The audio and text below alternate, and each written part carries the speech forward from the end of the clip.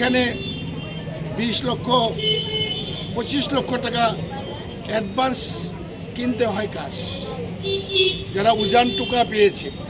আগে রাজার সময় আমলে আসলে উজান টোকা, যারা উজান টোকা পেয়েছে এরও এত দুর্নীতি করছে, এবং যারা আরএসএস করত, যারা বিজেপি প্রথম করেছিল, তারা কিছু পায় না। এবং আপনাদের সংবাদ জগতের রিপোর্টে আমরা দেখেছি কৈলাসহরে একটা গাঁও প্রধান বিজেপির গরু চুরির এবং গরু প্রচারে অ্যারেস্ট হয়েছে, এবং ওর সাথে বিজেপির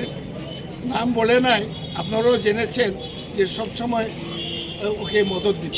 গরু চুরিতেই মদত দিত বিজেপি নেতা,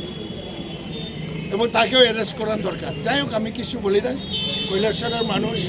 রাজনীতি সচেতন, এবং আমরা রাজেন্দ্র রিয়াং আমাদের ক্যান্ডিডেটকে আমরা